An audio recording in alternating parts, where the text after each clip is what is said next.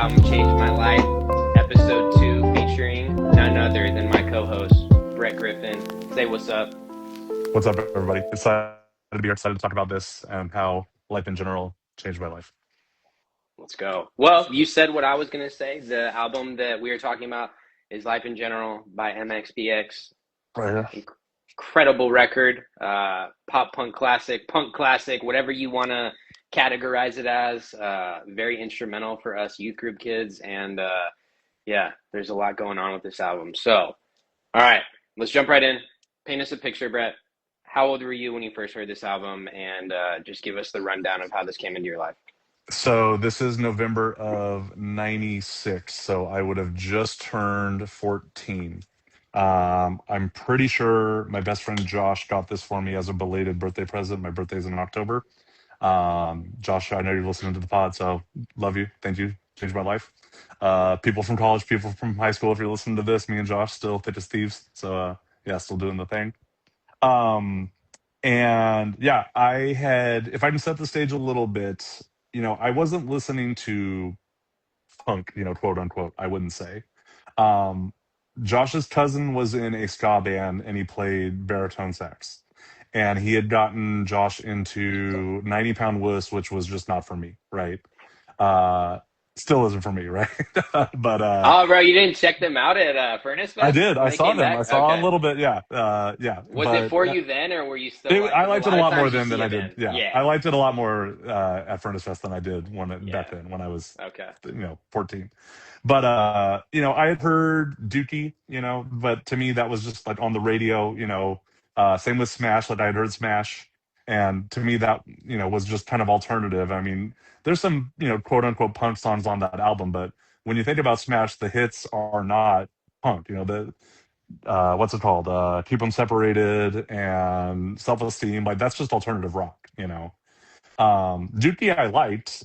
Funny story about Dookie is I went to the store with my mom, bought Dookie. She opened it up, read the lyrics, and took it back. Like Nice, we're bro. we're talking about doing stuff with ourselves. We're talking about suicide. My mom was like, "No, we're not doing this." So Yeah, dude. maybe I could have gotten into pop punk 2 years earlier, but it didn't go Yeah. down that way. Yeah, Um, Dookie has some very suspect lyrics, but are much funnier as an adult. And yeah, you're kind of just like, this was just what it was. So, yeah. So I'd been playing drums for almost a year. We had my buddy Josh that I talked about. We decided we wanted to start a band. We had no real goal for that. I don't. I called him the other night to kind of talk about this. We don't even really remember what the goal was. Just like let's start a band. Let's play music. I want to play drums. He wanted to play bass. I think we were just playing random alternative grungy, just really bad grunge with no real goal. We went through a couple of guitar players, and then Josh decided he was going to need to play guitar, so he started learning guitar, and that was right around the time that Life in General came into our life. okay. So this is all happening. You guys are in a band. Life in General comes out, and you guys are on it right away, or is this like a prolonged time? Did you know about MxPx? What's the So because he had Teenage been Politics is listening, pretty punk, and that came out right right, before this. right. So he had listened to Poconacha. I had heard Poconacha and didn't. It wasn't for me, right? I did not like it, and I have to think that if I would have heard Teenage Politics, I would have been way into it.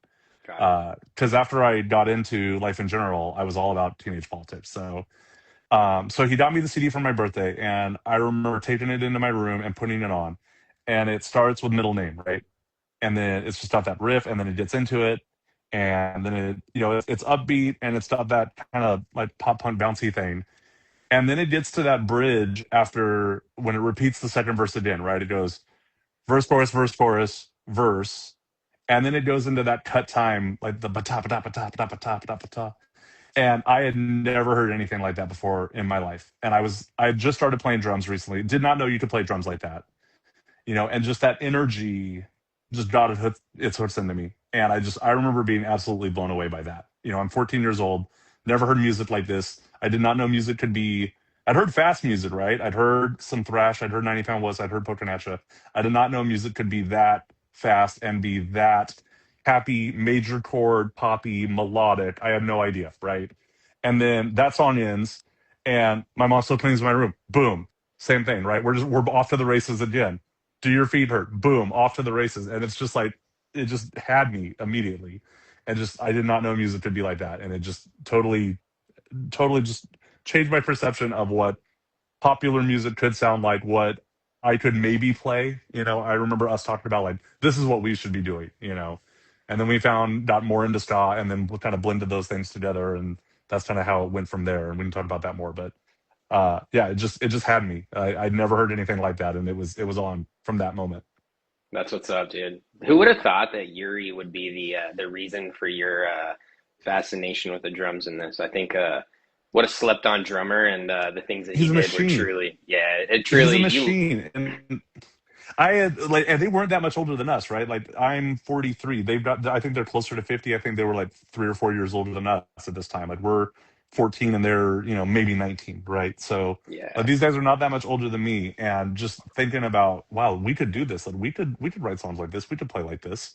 dude, And that's just, awesome. I had this ancient ride cymbal that was just enormous and heavy.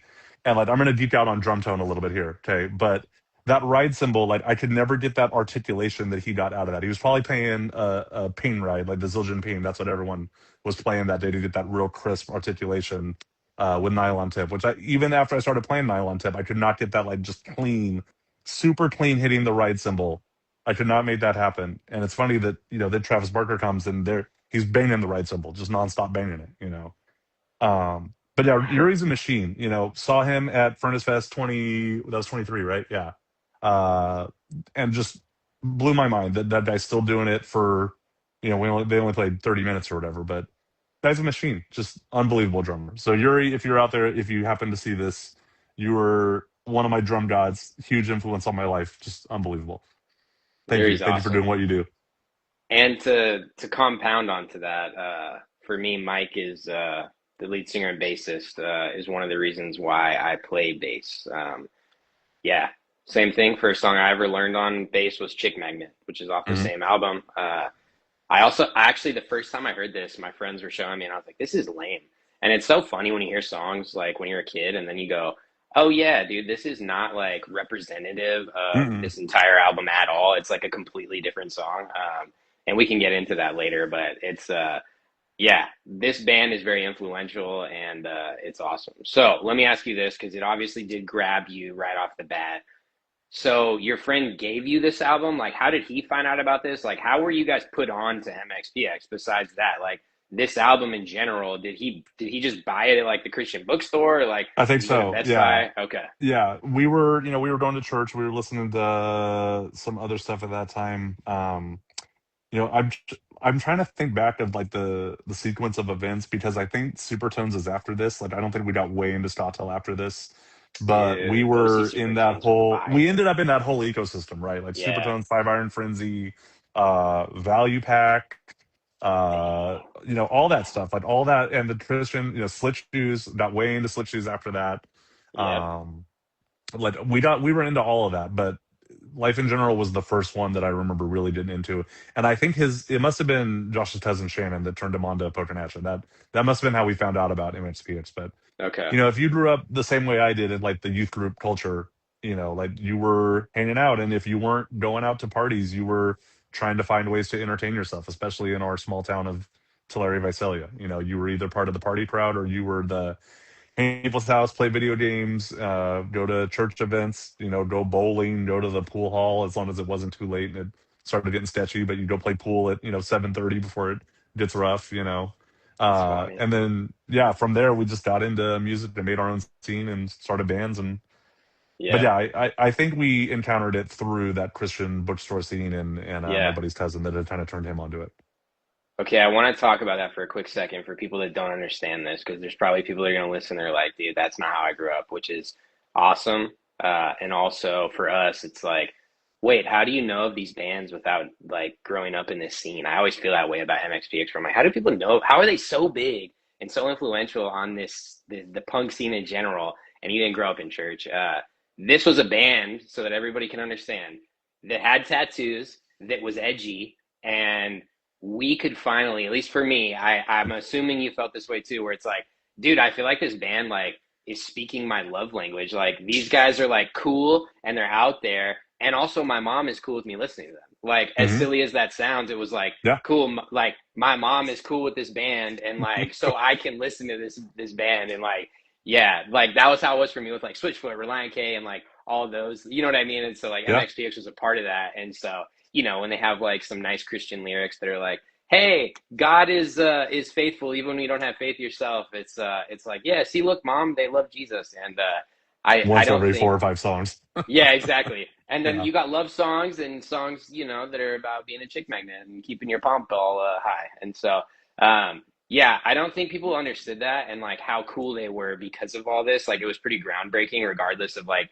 how you feel about religion or where you're at. For us as kids, this was like the coolest thing that like Hmm. MXPX was about this. So, it's also cool for you because like we did grow up 10 years apart, and like Hmm. me coming on to MXPX was Panic. So like Yeah. way different. You know what I mean? And so Yeah. like you got Already to hear them at established. like Yeah. yeah, you got to hear them at like their prime and like what's going on. So that's pretty cool, bro.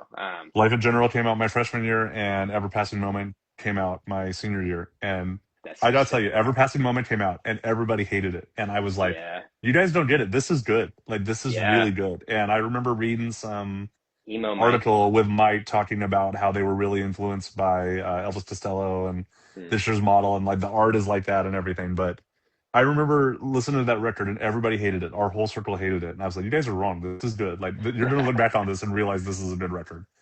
Dude, that album is actually pretty good. I think Well Adjusted's on that album, right? I I think so. think it Yeah. is. There's some Yeah.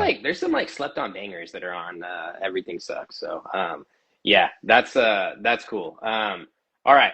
Well, going into like more of this questioning, because I gotta know, you're saying that this album changed your life. What does that mean to you, and like how did it do that? You're obviously you're in a band. You're hearing all these things for the first time that are like groundbreaking to you as a musician. Talk to me more about that and like what it actually did, like where you're like, yeah, this is why I gravitate towards this album going forward. Yeah.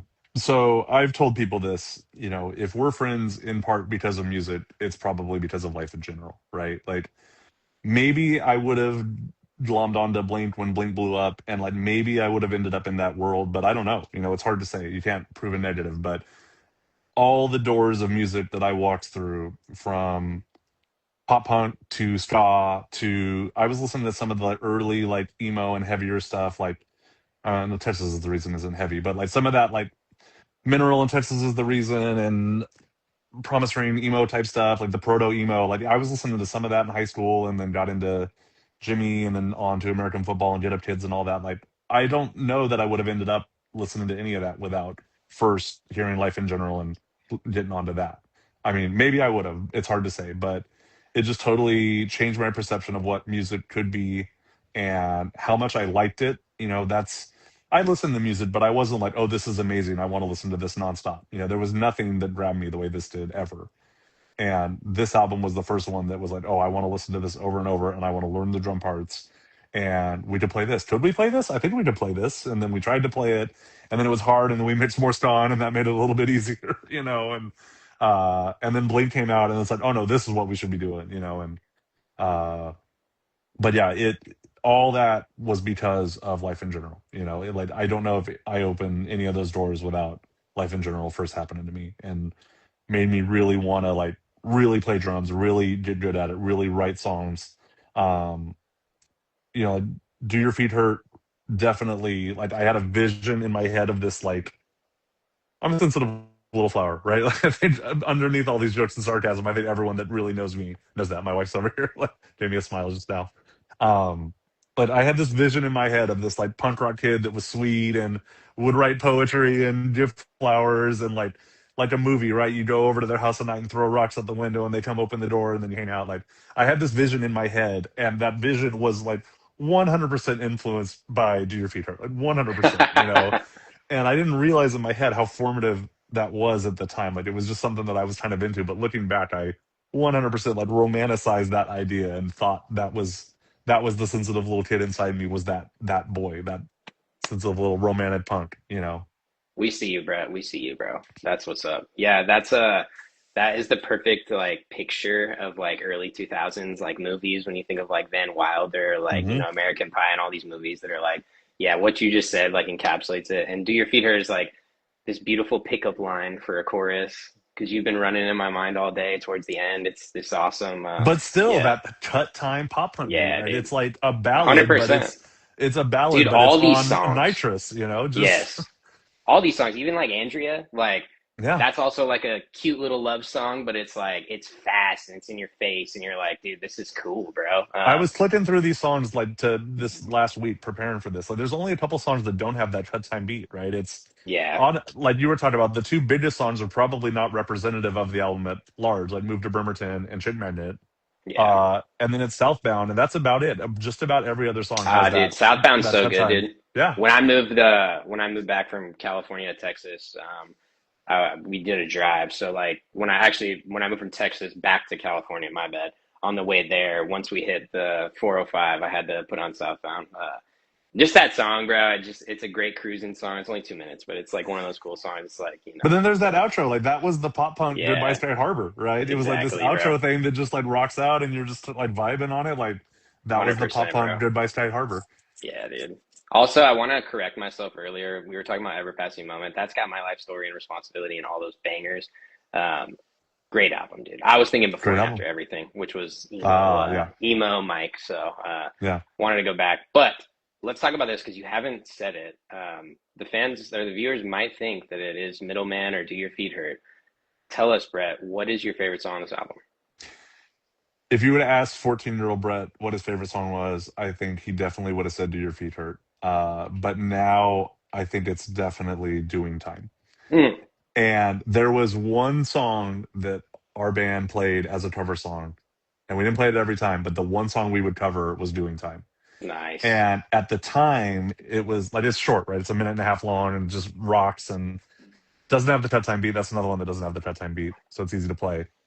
Uh, but at the time, it was like, oh yeah, Cartoon Saturdays, and yeah, this is fun, you know. And like now looking back, it's weird. There's this meta thing of like now I hear it and I think back to when I was playing it and listening to it, thinking about when I was a little kid, you know. So Mm, like now it's like that whole high school fitting in, the wrong crowd let me in, like just hanging yeah, out and having fun like that. Like now when I reminisce about it, I think about when I was doing that. And when I was in it, I wasn't there yet. I yeah, was thinking about totally. when I was a little kid, you know. So Yeah. The yeah, lyrics resonate it's like a lot probably harder now. yeah, it definitely hits a lot Yeah. harder now. It's but yeah, I'd say it's definitely Doing Time. That's what's up, bro. I love that. What is that? Why is just because of like the nostalgia, like of like thinking back to everything that the lyrics are I about. think With like, so. yeah, I think so. There, I mean, middle name still just absolute bangs. Destroyed by You, love the bass line in Destroyed by You. Very, I feel like influential for that, and kind of the way like it's the same reason you love Scott, like because the bass is doing a lot of the melodic work, you know. A lot of the bass play, like you talked about Mike's bass playing, you know, a lot of that is on this album of, yeah, you know, the guitar's chugging along and then Mike's kind of doing the melodic stuff. slept Destroyed by on, You's dude. got a big part of that. Sorry, So Sorry. Yeah, Um, but yeah, it's interesting that like I think subconsciously when I was listening to it as a kid, you know, this isn't unique to this album. That you know, punk and I mean music in general, and especially to teenagers, like there's this rebel against authority. I'm under your thumb, mom and dad. I'm under your thumb, you know, whatever the authority is, government or whatever. And they like, I think I didn't really like at the time, I didn't really put it together. But looking back, I wonder if there was part of me that was like, you know, I grew up in the Assembly of God denomination, which is fairly regressive. You know, I think that's safe to say. And like, I don't know if I consciously felt that I was kind of under the thumb of this denomination. And, you know, you're also like becoming yourself. You know, you're kind of at 14, you're kind of aging out of being a kid and you're trying to find your own identity. And your parents still think you're that little kid that they love. You know, like I've got a 13-year-old right now. It's very similar, you know. yep, Um, and she's trying to become her own person. And like I was doing that too. And I don't know if I realized it at the time, but looking back, I wonder if subconsciously that I kind of felt that like rebellion against this like I don't want to say regime, but like just this vibe of this Assembly of God denomination, and you know, don't watch those kind of movies, don't watch that kind of TV, don't listen to that kind of music. You know, I wonder if I yeah. like was kind of subconsciously rebelling against that. You know, and like No, think about it, dude. Like it. church is oppressive, like especially when you're a kid. Like there's all these things they're telling you not to do, and you want to feel a certain way, and you want to like you want to experience life in a different way, and there's things that like you just can't do because other people are like, and I mean, on teenage politics, Mike talks about. He says Right. legalistic people suck. Hmm. Legalism makes me sick, and like Yep. this is what's interesting is that now as an adult, I relate to these lyrics so much more. Where like as a kid, I was just like, oh yeah, but like because what you were talking about, where it's like punk in general is very like Hmm. anti-government, Yeah. anti-establishment, which I love. But Hmm. like as a kid, you don't really know about that. Like my friends Hmm. like Rage Against the Machine, and I'm like, this is fine, but like I don't care about the lyrics. What does that Right. mean? You know what I mean? And so now I think as you get older and you see like what punk is about in the Christian world, though, it was a lot different because punk Hmm. was, singing about other things. And so we didn't really experience like what that oppression looked like Hmm. until what you just said, where it's like, well, the church was kind of like, had their thumb on me and like micromanaging who I, felt like I could be. And, yeah, times were just so much different. And so like, it's cool to like now look back, but, yeah, definitely during that time was a wild time. So, um, okay, what as we're going into this, like, what is this an album like you still listen to like quite often? Is this like how do you go back and like you're like, dude, this is what's up? For me, like Homesick, I listen to it like pretty often. But like for you, like, are you listening to this like a good amount, or like is this kind of like this reminds me of that time? Is great. I love to reminisce about it. Where are you at with it? It's not something I listen to a ton, I would say. A lot of times when I'm driving, I'm either listening to a podcast or I'll just put like my whole music on shuffle. If unless there's something that like just came out that I'm trying to get through. Um, but yeah, I would say when it does come on, it's like, oh yeah, heck yeah. And then I'll like go down a Yeah. rabbit hole and like if it comes up on shuffle, there's a good chance I'm gonna put the whole album on and listen to it. And then I'll go down a rabbit hole and I'll listen to Teenage Politics, and Ever Passing Moment, and Slowly Going, and all that. Like I'll go down rabbit holes like really good once it So comes if on. But MxPx comes on, you're like the whole catalog's got to oh be yeah, listened it's to. I Yeah, know what I'm I doing the love rest that. of this week. Yeah, Yeah, I pretty love that, bro. much.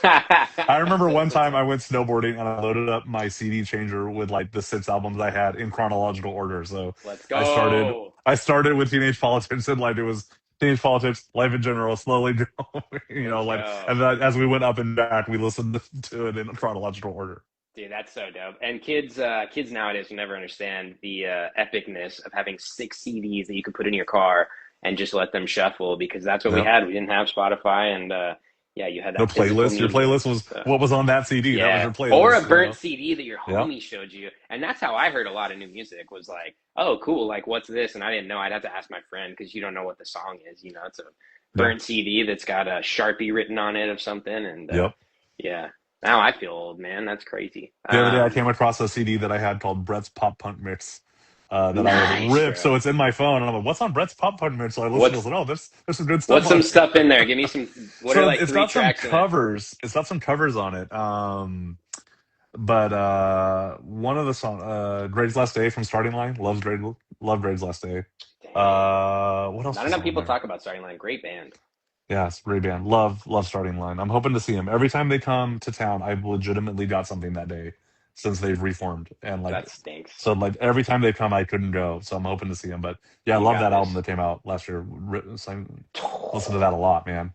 Dude, that's a great album, Well, bro. the EP that came out like in 2016 or whatever that was, that EP is great too. And like no one ever talks about Yeah. that EP. Those are 3 or 4 great songs.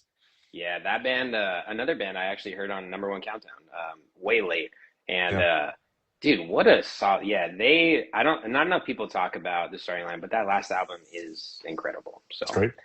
um, all right, we're gonna kind of wrap this up, get to the meat and bones, but like more of this is the actually from last week. This is like my favorite question. This is what we're gonna end these with is what would you say to that version of you now, and like what would you want them to know from when you were listening to this album then?